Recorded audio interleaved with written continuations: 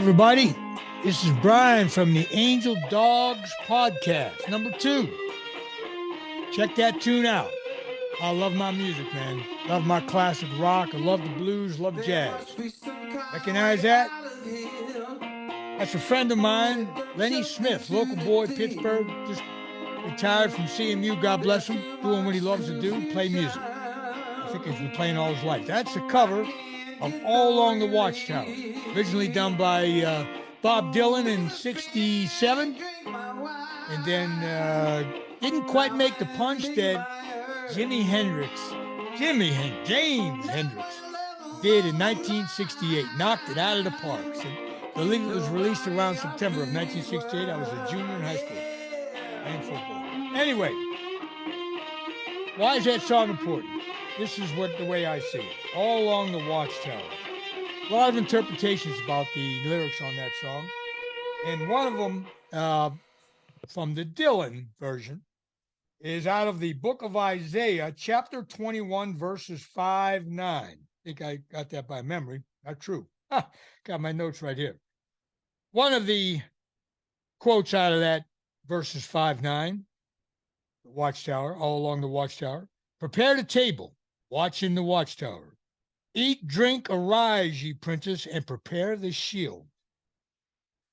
Go set a watchman, and let him declare what he seeth. This podcast is in dedication to all of you who are on the WatchTower. Hospital emergency rooms, doing the right thing in the school classrooms, building bridges, building roads, serving our communities, military, law enforcement, firefighters, all the above. You get where I'm going with that. My guest in these two-part podcast following wrote this book, Failure is Not an Option, with Jeff Nyce in company with Richard Ziegfeld. Mr. Ziegfeld is no longer with us, God rest his soul. He actually passed on from pneumonia at the age of 71 before Jeff got this book published. Jeff Nyce, I grew up with him post-college. We worked out in a gym together, in a gym called Dynamo. You're going to hear about it. I don't even know if it's still around. You're going to hear about it in part 1 of the podcast and part 2. Dynamo was what they used to call a grunt gym. Okay, I know that sounds a little rough today, right?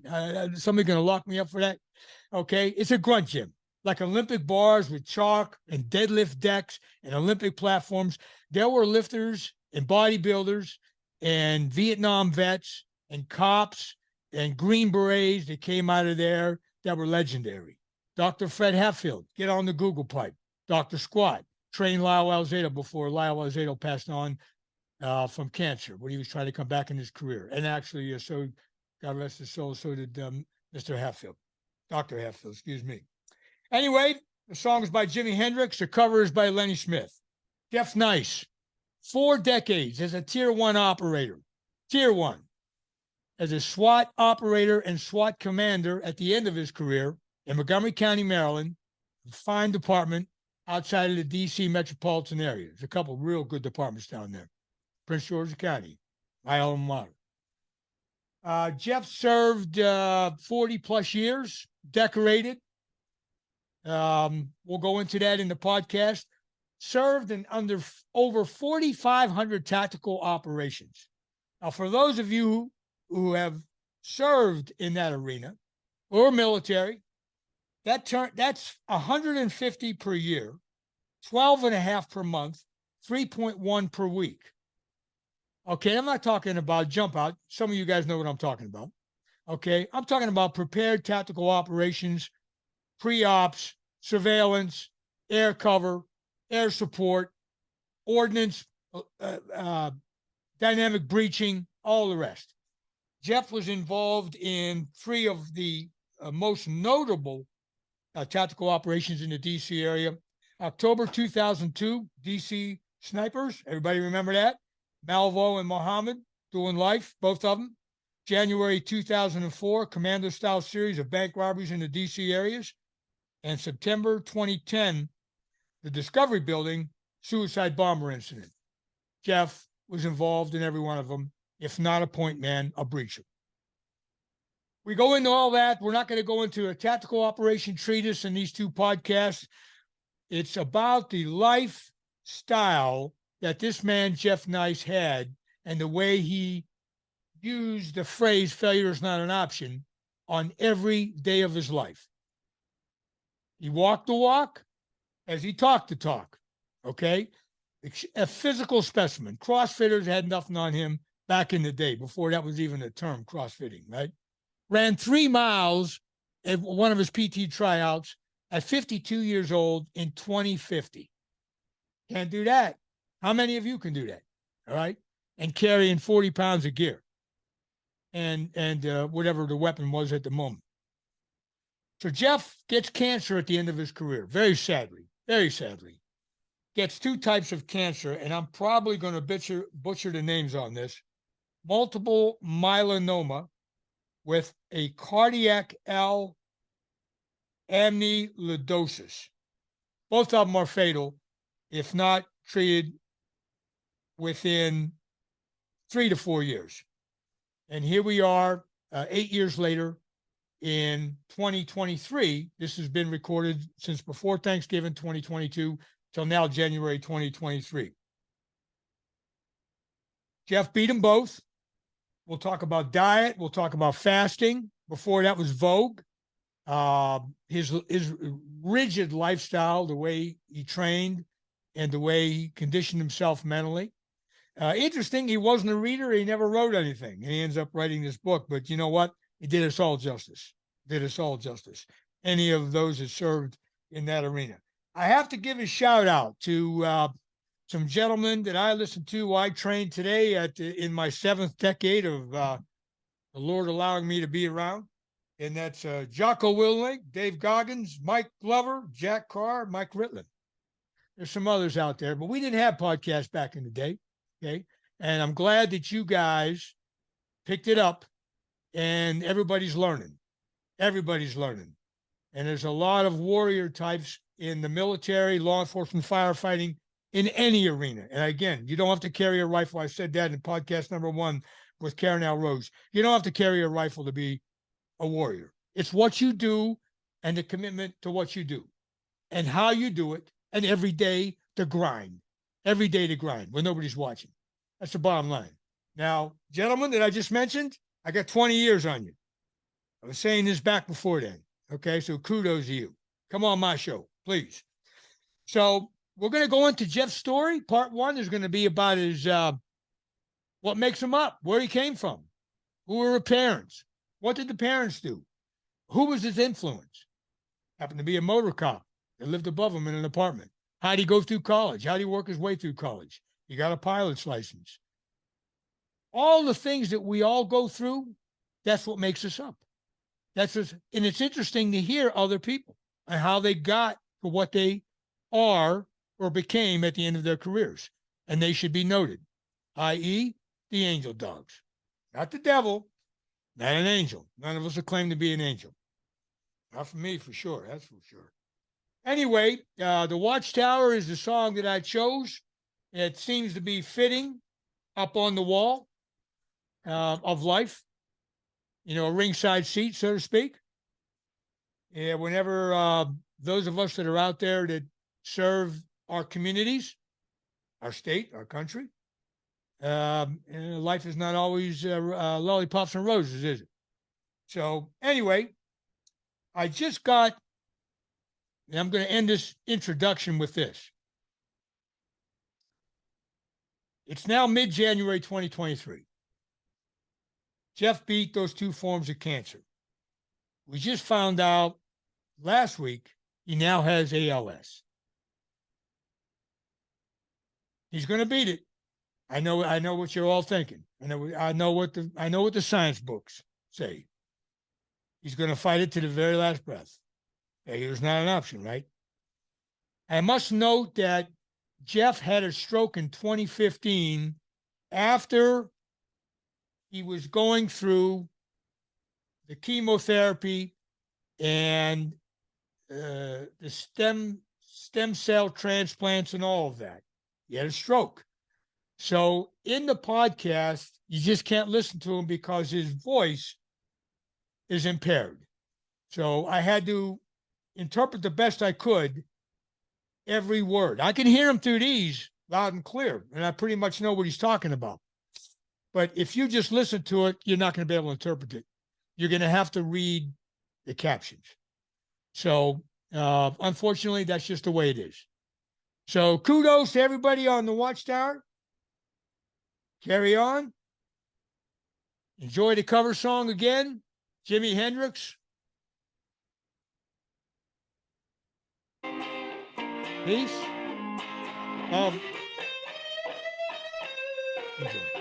Enjoy the podcast.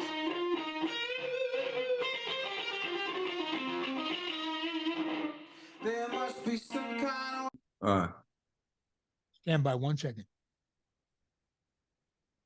Okay, Jeff, go ahead and share with us the meaning of the title of your book, Failure is Not an Option. Well, as a SWAT, there were three things I always ask the men. You never complain, you never quit, and the mission was first. You can't fail in your mission. That's why failure is not an option. When I became ill, I applied the same rules to myself. Never complain, never quit, and the mission comes first. My mission is survival, so I must survive. So Jeff, go ahead. So the book has two functions, one SWAT side, one on the health side, or how it went. Did you always live by that mantra? I got a little of that mantra hanging out with people from law enforcement in the military. It's kind of in the military. It made my mindset that way. And this book, Failure is Not an Option, by Jeff Nyce and Mr. Richard Ziegfeld. We'll talk about him a little bit later. Sad to say he's no longer with us. He's up in the heaven looking down on you right now. But when was this actually published? When did it? I see 2020. Correct. October of 2020. October of 2020. So we were, all of us were knee deep into the pandemic at that point. Correct? No doubt. Okay. So what we're going to do, Jeff, is that I'm sorry, you want to add some more to that, or can we just go back? Not at all. I'm planning for you. Okay. Well, we're going to go back and we're going to find out where it all began with Mr. Jeff Nyce, who I've known Jeff. We used to train in a gym in outside the University of Maryland in College Park called Dynamo. I don't know if that's around anymore, but a lot of people that we both know went on to be DC cops in the area of District of Columbia, Prince George County, Jeff, Montgomery County, myself, Baltimore City, PG, and then DEA.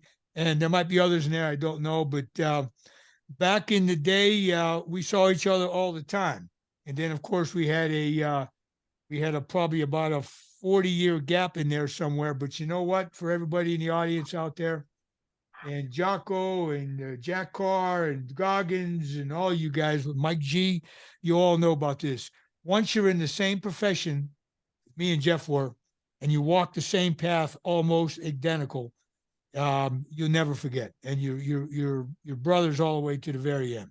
So with that, Mr. Jeff, we're going to go back and we're going to do some basic on where Jeff came from, and due to Jeff's battle with two very rare forms of cancer. And I will probably butcher the names on this, Jeff, but one is hemochromatosis.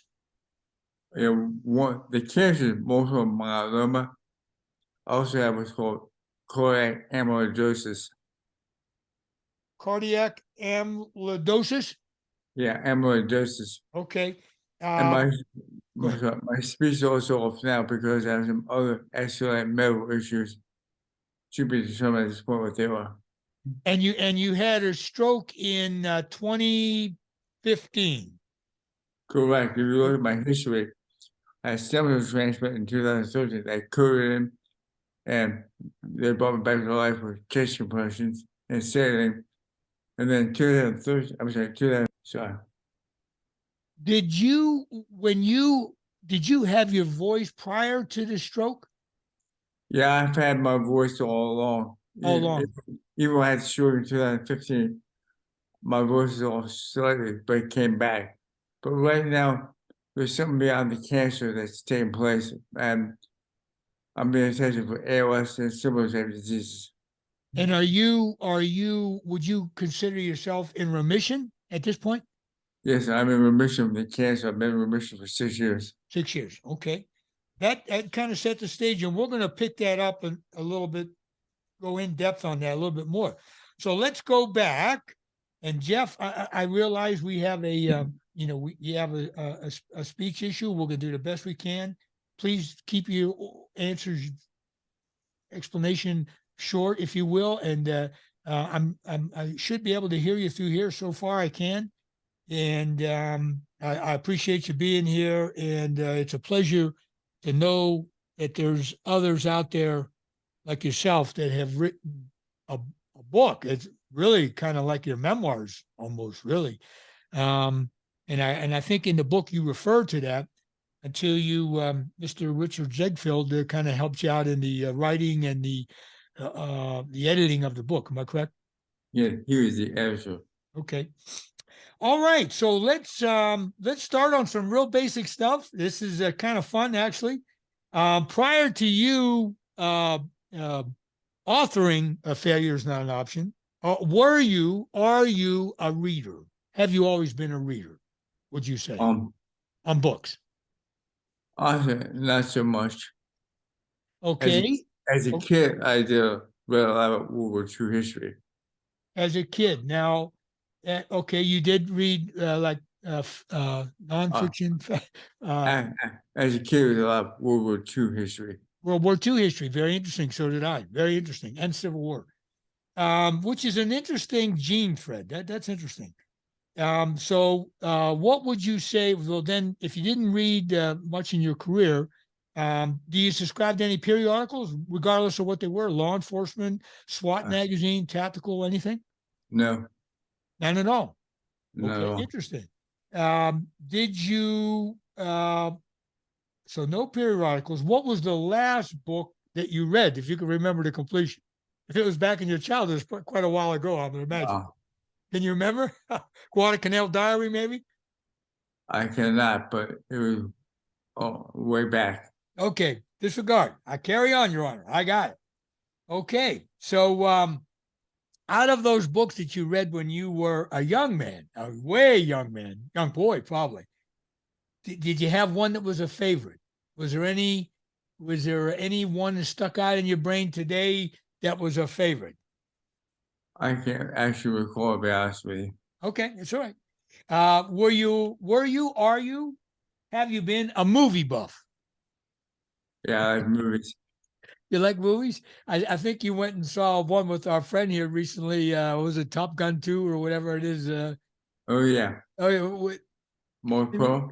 Mark Pearl, yes. Mark Pearl, you're out there somewhere. You'll be hearing this. We'll talk about him later.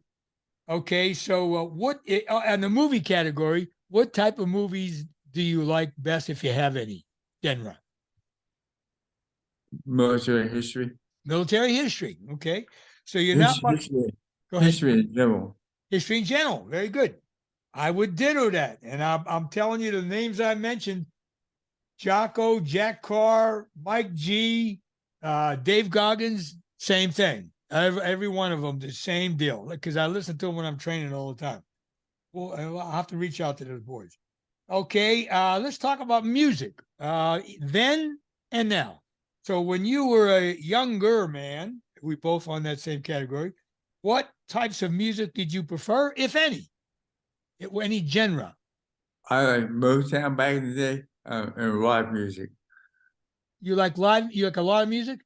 I'm sorry. Motown. And rock and roll. Unbelievable. Brother, I got to tell you something. Same thing. Exact same thing. Exact same thing. When you were a little boy or a teenager, did you play an instrument or were you a musician? I have no talent there. I wouldn't say you didn't have any talent there, brother, but just checking. Okay. When you're obviously still training there, Mr. Jeff, you're looking pretty sharp, really, for 65. I want the audience to know that. Do you train the music? Do you prefer to train the music, or do you prefer to run silent? I have a gym in my basement here, Sure. and I put on that rock and roll and Motown for the old days to motivate me. Unbelievable. Classic. Absolutely classic. And all right, so you're doing it now. If money was no option, check this question out now. And there's a reason for these. If money was no option, my dear friend, if money was no option, and they said, Jeff, you can have any vehicle you want, anything you want, but you got to drive it for the rest of your life. Kind of sounds like marriage, doesn't it? We all know about that one. So, what would be your vehicle of choice, if any? If any. I mean, it doesn't have. It could be an Abrams tank, whatever you want. But if you had to right now in modern day, you hit the lottery and they say, "Hey, Jeff, you can go get what you want. But you got to drive it for the rest." What would it be? I like SUVs, so I keep my SUV. But beyond that, as a second view, my dream car is a '69 SS Camaro. Did you just say a '69 SS Camaro, That's correct. Jeff? I need digital format to add things. Out in my barn, which is a garage, I have a completely restored, with these and the help of others, a '69 SS Camaro. What color? Small block. It's a code 53 Glacier Blue. Oh my gosh, that's color what?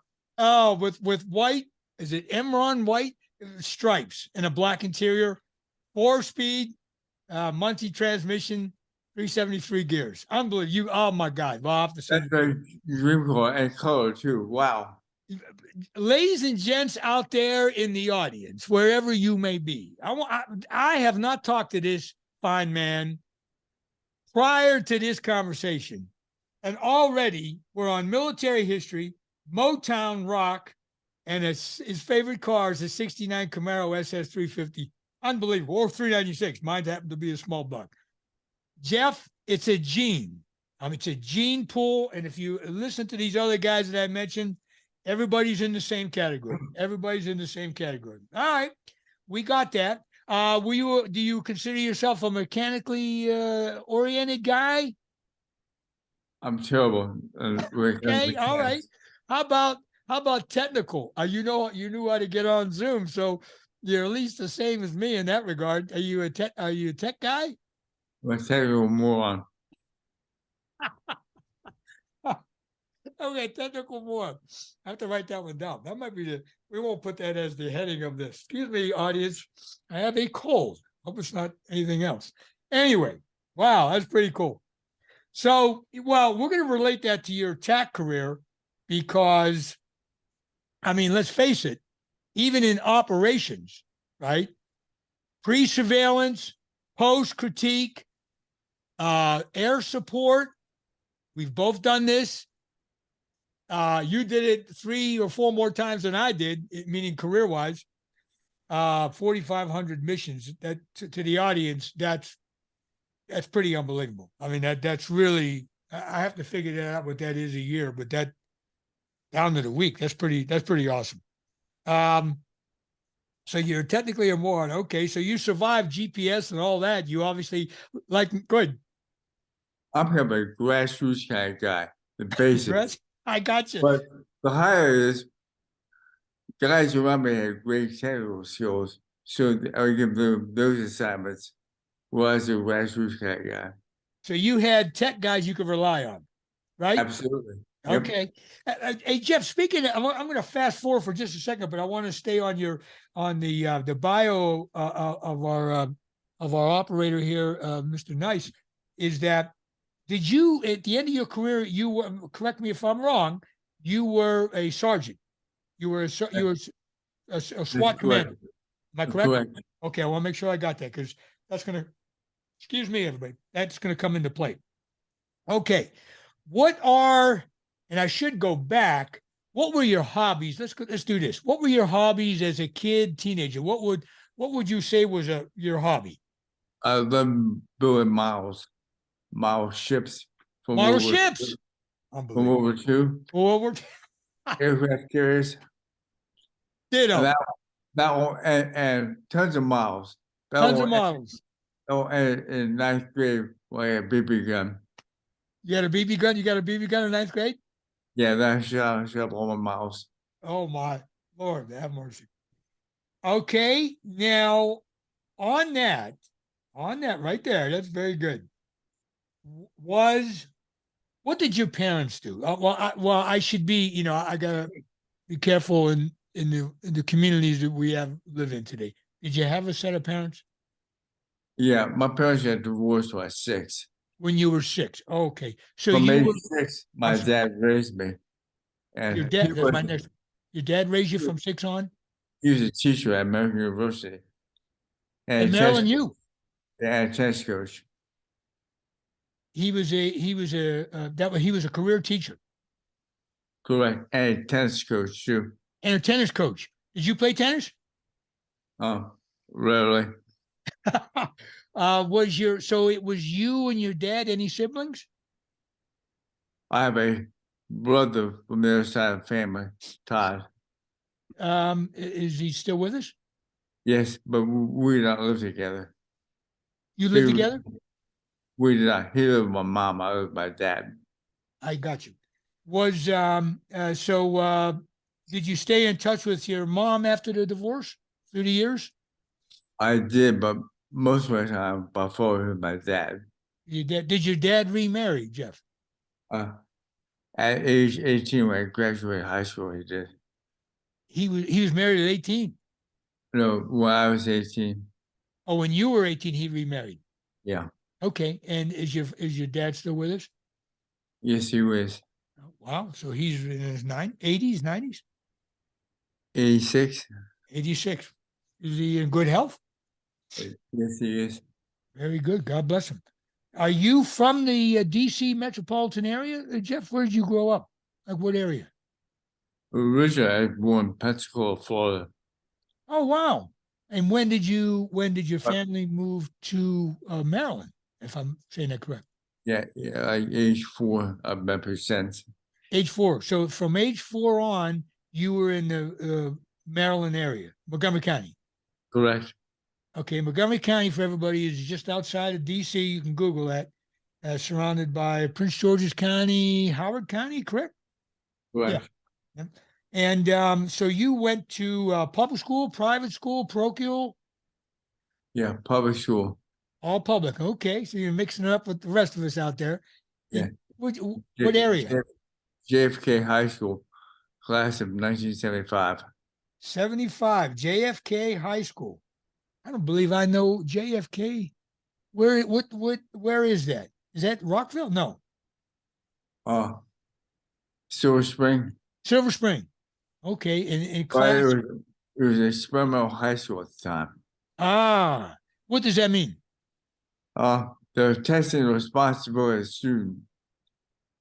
Well, that's So great. there's only 2 schools like this, JFK and one high school in Berkeley, California. And is JFK still with us, or did it dissolve? It's still with us, but class was optional. You got your grades slash the number of cuts. So you were doing, you graduated in 75, right? Correct. So you were doing remote school before remote was in. Yeah, because you didn't have to go to class. So wait a minute now. Hold it. Yeah, I went to Wheaton, okay? So I can't imagine them saying, Oh, okay, wow. You went to Wheaton High School? I went to Wheaton, class of 70. So, just so you know, in our cafeteria, pinball machines, pool Right. table, and a whole host of it. It was like a game show. Holy crud. And the school was totally out of control. So it was totally free form. Yeah. So strange, bizarre, I can't tell you. Man, you're not kidding back then. And you see, 75. So wow, that was wide open. So did you see counselors and teachers on a regular basis? No, it was crazy because all our teachers were these guy hippies from the late 60s. Oh, my crew. Right, I got it. Yeah, you're right. Now, For example, one English class, the teacher will held hands and talk about safety experiences. Oh my. Another English class over the entire semester was watch Georgia in the auditorium. Oh my. Were there sports? Yeah, we were terrible at sports. Terrible sports.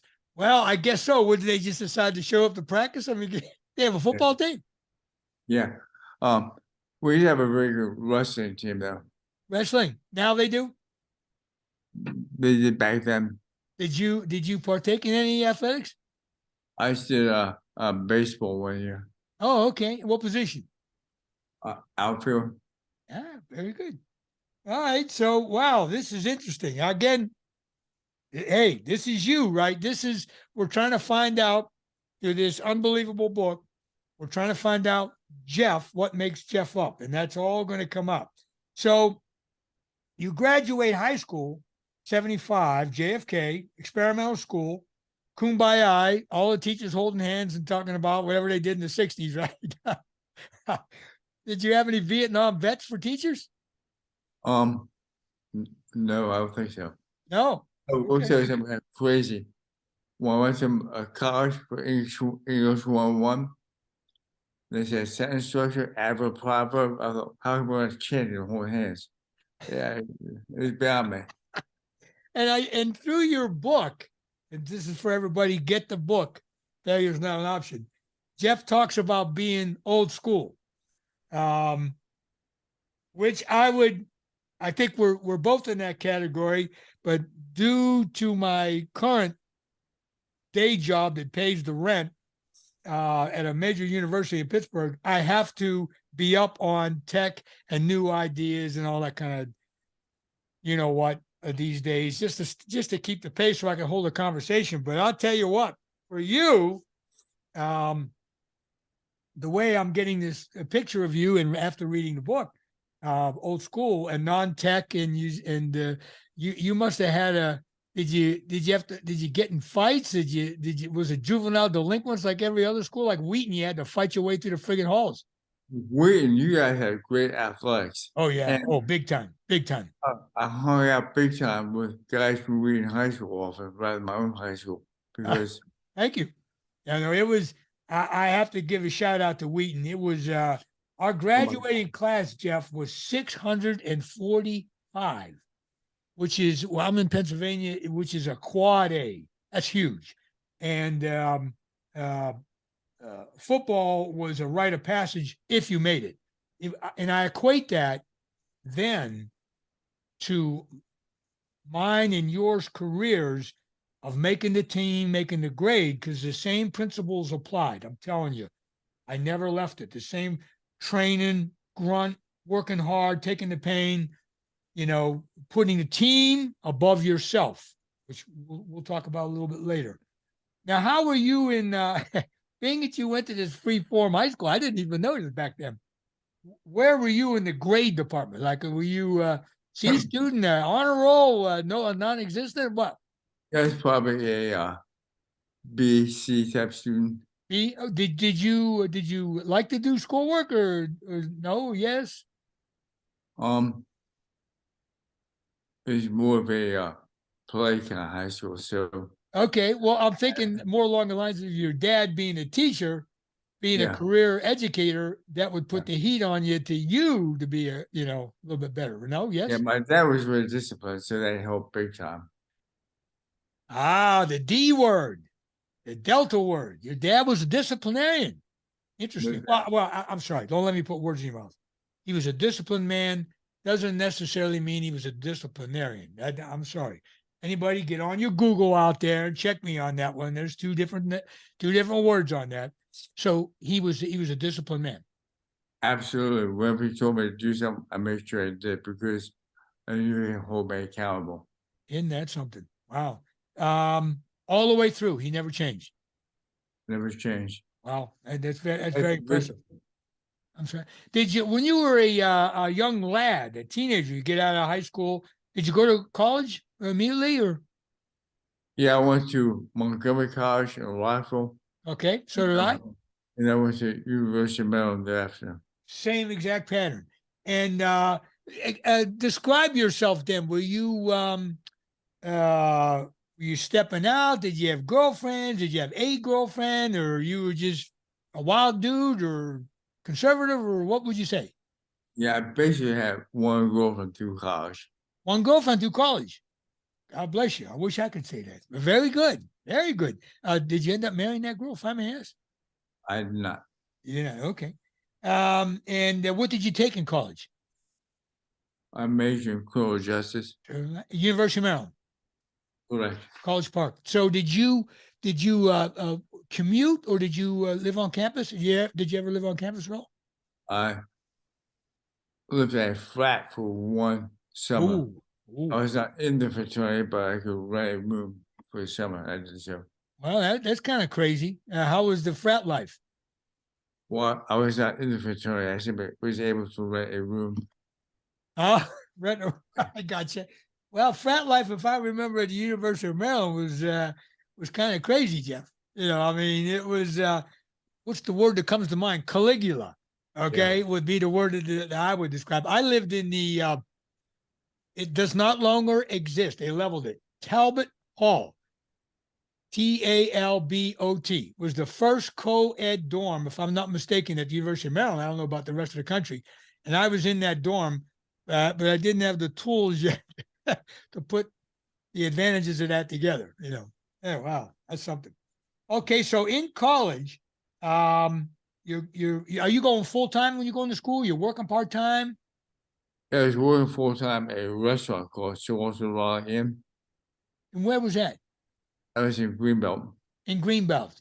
And you so you're a waiter or a cook or what? I was the head grillman. You're a doorman? A grill man. Grill man. Okay. So you were earning your way through. And were you on any type of scholarship or anything, or academic, or? No, fortunately, the job paid well. So I lived off campus nearby. And I also got my pilot's license while I was going to University of Maryland. A pilot's license. Oh, wow. A fixed wing or rotor? Or both? Yeah. Yeah. Fixed wing. How'd you get interested in that, Jeff? I have thought of going to the Navy and trying to get the Naval Flight School. Who was the individual? I thought about trying to get in the Naval Flight School. Oh, the naval. Okay, gotcha. So that you were kind of lining up the prerequisites, so to speak. So you took private lessons? Correct. Was your dad a pilot? No. Anybody in your family and your outer relatives a pilot? My brother's father was a pilot. Ah, okay. Was that an influence by? I had been in that plane once. I like the idea of flying. Okay. So by the time you graduated college, now I don't want to put words in your mouth, but by the time you graduated college, you had a fixed wing pilot's license? Correct. They created a dilemma. Don't want to go in the military or law enforcement. Okay, we're getting to that. Oh, very interesting. Okay, so did you go through and graduate in 4 years? I took the scenic program, 5.5. Did you do anything like that? Yeah, I was a 5-year program. 5 years. So was I. Oh my. So when you got out, you're working at the restaurant, you got your pilot's license, you're single man, right? Right. So now you're coming upon a point in your life where you're deciding, let's see, was there any wars during, you're talking about 1980, 82, somewhere in there? 1980. 1980. So at that point, what were you thinking? Were you gonna? I took the test to get in the Naval Flight School. Okay. As a 7-year commitment. My scores were not high enough. Scores were higher? My scores were not high enough. Oh, not high enough. Okay, gotcha. They said they take me as a guy in the back seat who sat behind the pilot. Gotcha. They said if I do well, they could move to the front seat. But I said no because we all have the goose and the top up in the back seat. I got you. Let me ask, who was your main influence, if there was a person, male, female, at that point in your life, did you have a guiding light? Would you say, looking back? Had some good friends. That was about it. Okay. So you never got in trouble, obviously, right? You never I don't want to, if you put your hand up if you have to stop for anything legal, we'll have to call an attorney or something. Did you never got arrested, I gather, otherwise you would end up being a cop back then. Okay, so it's 1980, 81, somewhere in there. What, pray tell, interested in you in law enforcement? Were you influenced by anybody in law enforcement prior to this? It's easy to say that because in high school, I lived in an apartment on the ground floor. Okay. On the top floor was a Montgomery County police officer. Ah. And he was a motor officer, rode the motorcycle. Motors. I know motors well. I always wanted to do that, by the way. And he was always very good to me. So that very much influenced me to go to Montgomery County as police. And so is that gentleman still with us? Yes, he is. He lives in Pennsylvania. Oh, wow. So how much older was he than you at that time? I guess probably 15, 20 years older than me. Oh, my. Oh, my. Wow. And he finished a career in Montgomery County, MoCo, as we say? That's correct. And did he finish on motors? Yes. Okay. I think we have some mutual friends. Does the name Alan Rodbell ring a bell? Sure does. We'll get to that. Hold on. He was in my graduating high school class, and I don't know if he was president of the class. Go figure. Look at him now. I just saw him at a reunion, by the way. Anyway, we'll talk about that in a little bit. Alan Rodbell, you're out there. You're going to be listening to this wherever you're at. Okay. He's actually in Scottsdale, Arizona, if I'm allowed to say that. But all right. So during all this time, you come out. Are you always a fitness guy? Were you always training to some degree? Yeah, Dynamo has the stage for the gym you guys trained at. Right. I was really proud of that.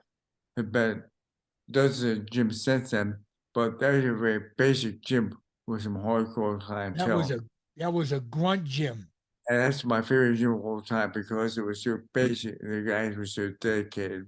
I'm with you all the way, brother. And for all of you out there today, Gen Z, millennials, whatever the hell we got now, okay, you go to Planet Fitness, you pay, what is it, 30 cents a month or something? Well, I'm joking. Was it $10? And you can't grunt. You can't yell. You can't have chalk. I mean, what's the point of going to, how are you training like that? What are you doing? I mean, go ahead. As you remember at Dynamo, we had world-class Olympic lifters, World-class powerlifters, world-class bodybuilders. So you learn from the best. We sure did. And God bless them all. Dr. Squatt, Fred Hatfield, look that up, everybody out there in the audience. Google Dr. Fred Hatfield, who trained Lyle Alzado before Lyle Alzado succumbed to cancer. My goodness, Bobby McDonald, oh my Lord. I mean, just, and out of that gym, which was, and anybody who knows about training, boy or girl, man or woman, it was a grunt gym, man. I mean, it was the real deal.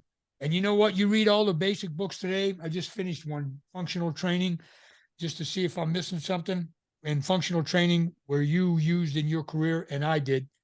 It's not bodybuilding. It's not powerlifting. It's not Olympic lifting. You got to train to carry gear, climb stuff, pull your body weight, be able to run. Hey, Jeff, I got to fast forward to everybody right here. If you look at him right now, audience, and this man at 52 years old, correct me if I'm wrong, for your fit test, you ran 3 miles in 2052?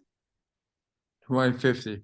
That's unbelievable. At 52 years old, everybody out there, you CrossFitters, at 52. Yeah. Back in the day. It's just unbelievable. It's really very impressive. I can't say I can match that one, but it's very impressive. All right, so now you have this influence of this gentleman who's a motorman. I always wanted to be a motorman.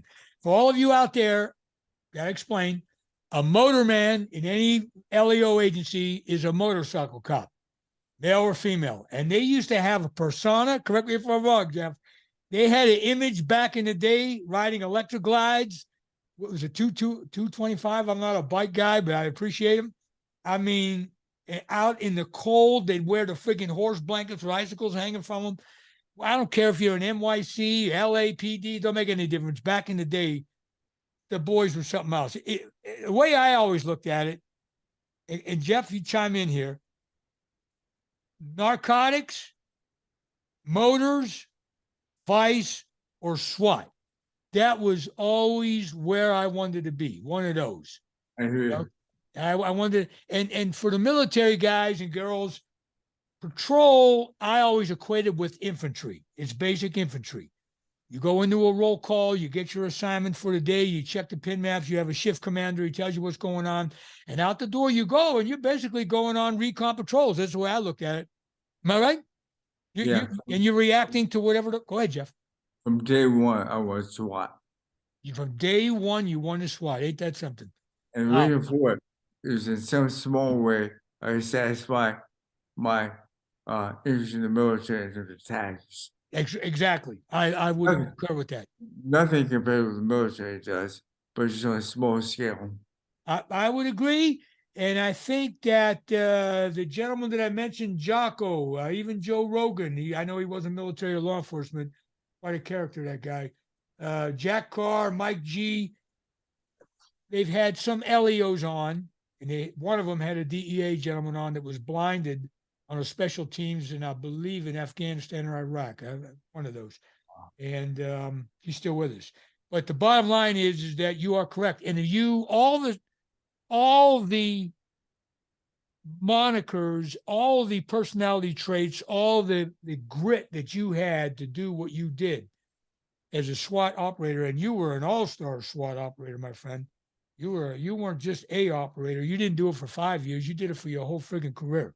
That's something. I mean, that really is something. But let's back the ship up just a little bit here. So explain to the audience. So you got this motor guy kind of influence you. You're not going to go in the military, and you decide you're going to put in for what? Montgomery County only, or several? I was debating between Montgomery County and LAPD. LAPD. I decided for Montgomery County because of the influence that motor officer had on me. Did you say you were also going to put in for LAPD? I was debating between Montgomery County and LAPD. Gotcha. But really Montgomery County. Okay, gotcha. And did you just show up at a recruiting office, or what'd you do? That's basically signed up to take the test, got processed, and got accepted in 1981. And they were hiring at that time, because boy, that was a tough time, kind of. And did you have to take no answers that'll get you in trouble, but did you have to take a polygraph? No polygraph back then. No polygraphs. Wow. Coming from the hippie era, I'm kind of surprised. You know what I'm saying? Because I applied to all those, but I also did NYPD, Philly, under Commander Rizzo at that time. Was it Joe Rizzo? And I didn't do LAPD. I did DC, Moco, Montgomery County. Prince George's was not hiring at that time, PG County. And Baltimore City was under, which nothing's changed today. They were under, and I hope I don't offend anybody, but I walked those streets, my friends, whoever's going to critique me on this. But Sector 3, all right, the Central District and Western know it well. And they were under corruption under Donald Pomalu, a former Marine commander, if I'm not mistaken.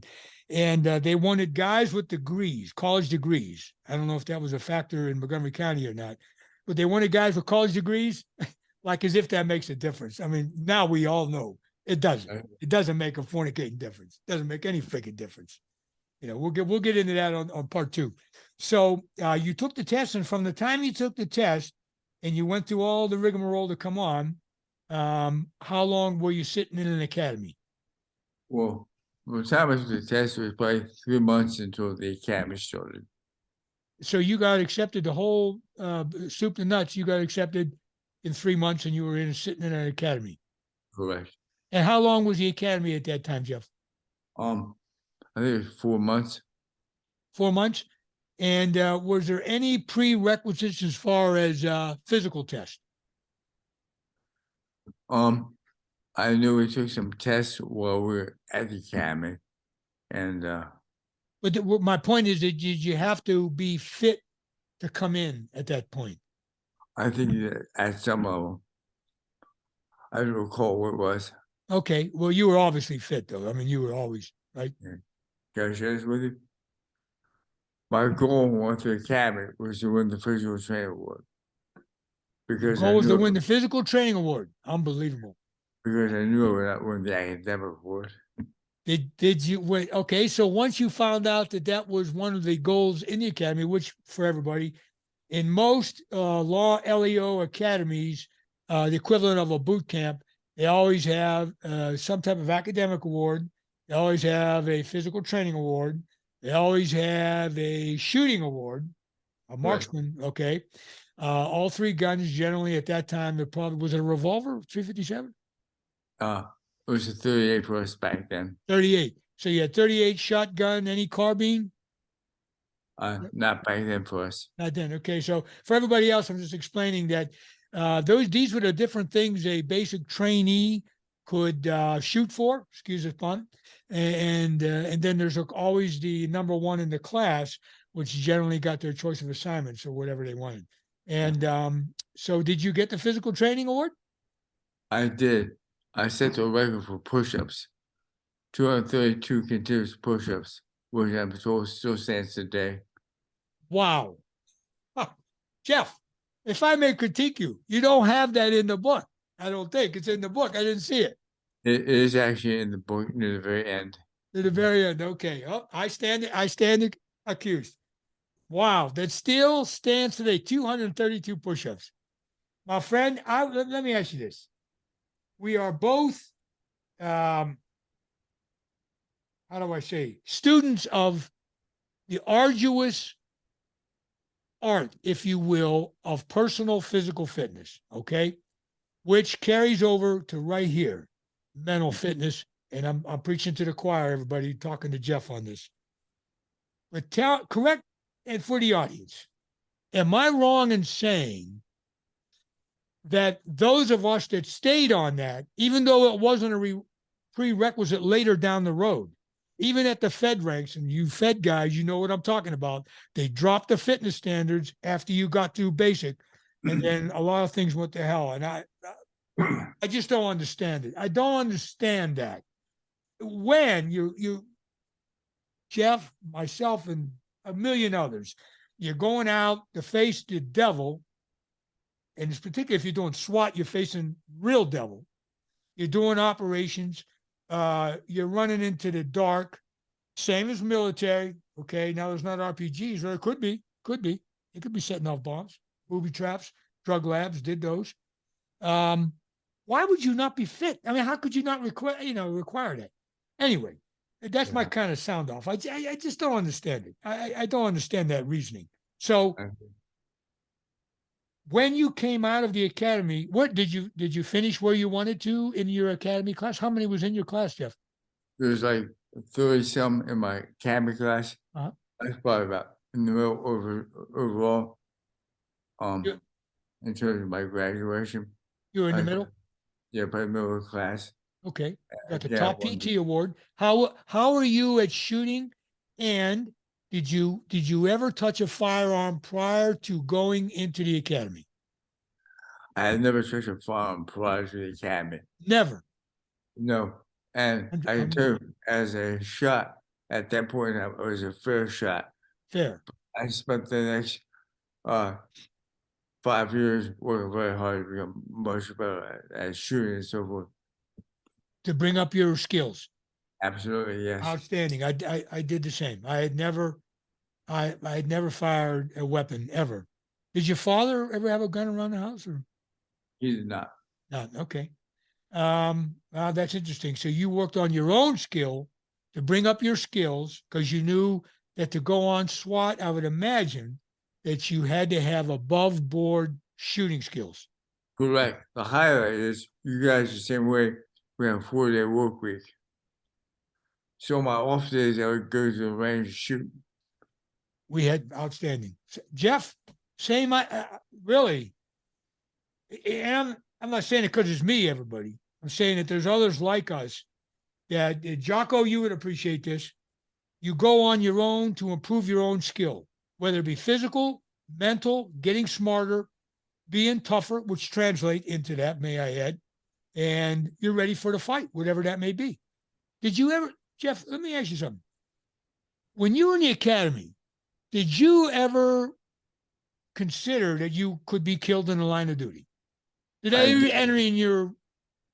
I did. As you know, we probably the same. It says oath of honor. It Yes. says, need be lay down your life as others have done before you, rather than swerve the path of duty. I'll tell you why I memorized that. I would contemplate it. And once I decided to take the oath, I knew I would do it. No issue. Outstanding. Wow, my friend. Wow, that's something. Okay, so you come out of the academy, and do you get a choice of assignment? Hold on. Was there any in the academy? Was there anybody that came in and gave a overview of SWAT, or not? Or I would imagine all the various units. Well, go ahead. You tell us. Did somebody come in from a SWAT commander's perspective and say this is available or not? Go ahead. No, the interaction I had with SWAT was when we qualified with our weapons on the range. And I knew from day one I wanted to be a SWAT. After interaction, seeing those guys, I knew I never wanted to do it again. And in 19, so at this point, we're talking, you're somewhere around 82, right in there. Correct. When I graduated. Okay, so at that point, was the SWAT on Moco County PD, Montgomery County PD? That's a just slang phrase. Moco was the SWAT team as organized as it is when you left the job? No, it's not. I think every department would be SWAT, K9, SID. You progressed over the years. My thought is look back every 5 years, we made big improvements. If you look at you and not improve over 5 years, there's something wrong. Did you was in MoCo, was a SWAT assignment a full-time or a collateral duty? So let me explain to the public. What that means is, excuse me, what that means is you could be working patrol and you could be SWAT certified, SWAT trained. You have the physical, you have the gear, you carry it in your radio car, or that's at the precinct or station, whatever you call it. And if you get a call out, then you would be relieved from patrol and go get your gear. Right, Jeff? Correct. Part-time or collateral. We had two teams. We had a SWAT team that started out on the part-time team. And there's vacancy on a full-time team. You go there. When I came on, SWAT had like 8 guys. And the full-time team had 6 guys. 6 guys. The full-time had 6 guys? Right. 6. And we had 8 part-time on SWAT. And on that 6, we're talking snipers? Correct. Okay, we're talking ordnance or explosive entry. Did you have that then? No. That expanded when I was on the team with that Navy SEAL utilizing. Okay. And did you have, now this is relatively new because I have 2 canines here myself. One's a former bomb dog from the West Virginia State Police. Did you have a canine assigned to that? Or did they train with SWAT then? Not at that moment. But if you look when we started, when I left the department, we had the full-time team was 15 guys with 2 sergeants. And the part-time team was another, like, 23 guys. Okay. So and go ahead. With that, at that point in time, we had a canine assigned to SWAT. Okay. And many more aspects of one in the initial years. And did you have a full-time, when you're on that 6-man central team, was one individual assigned a breacher? Did everybody have to have collateral duties? In other words, they had to shift the duties. Yeah, everybody had collateral duties. Everybody had collateral duty. And so you had to, so if you were a point guy, and we'll get a little bit more into that later. If you're talking on an entry team, which I'm guessing, I saw some of the diagrams in there, very familiar with them. on the type of entries you did, then you didn't have shields then in 82, did you? No. Ballistic I'm shields? trying to recall. Yeah, I think we may have shields and we may have, yeah. They were pretty big and cumbersome. They were really big and cumbersome. They would not stop a rifle round. They make them today to do, but they didn't then. So you had to be able to do all those different assignments. Well, when we started the part-time team, Okay. you basically you supplement the full-time team. The full-time team had the guys with more expertise, Okay. and then you develop your skills as time progressed. And as I went through PG County SWAT school. Mm-hmm. So when you went to PG for SWAT school? Yeah. Ah. You know Rusty Watson? Sure do. Sure did. Yeah. Absolutely. Mike Gary Taylor, Summers? Gary Summers? Oh, yeah. all together. You know him well. Ain't that something? Yeah, a lot of memories there. We have a lot of cross names. I guarantee we could talk about. So if you're on a part-time team, you could be supplemented immediately into the full-time team. What happens is vacancies occur on the full-time team. You would take guys from the SWAT to fill those positions. Gotcha. Were you for the audience, because they don't understand this, do you were you paid any extra beyond SWAT? Paid No, any extra salary? no extra was when you do overtime for raise. Overtime. So where I'm going with this is you, Jeff Nyce, your motive was you. I mean, you wanted to do that. Correct. You probably understand this more than anybody. But when you have a passion for something, you love it. Absolutely. I never felt like I was going to work with SWAT. Every day was there. I love. Jeff, you just gave me goosebumps, brother. And I got to tell you, I was up late last night making sure I got this stuff right about you. Okay.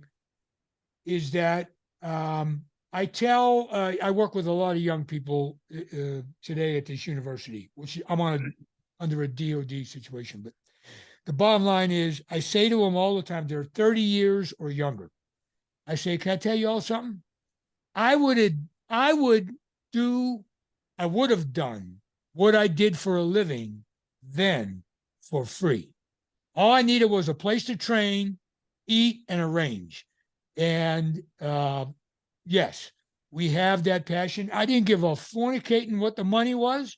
I didn't care about retirement. I didn't care about where I was going in that. I never even thought I would see retirement. Look at you. Okay, look at both of us. I mean, for God's sakes, right? To me, the full-time team was best because you have paid to work out, and then you get specialized training in the afternoon, and then you raise and operations. To me, it's perfect. Jeff, you were what we call living the life. No I doubt. mean, you were living the dream. Excuse me. Yes, you were. Jeff, have you ever been to Quantico? I have many times.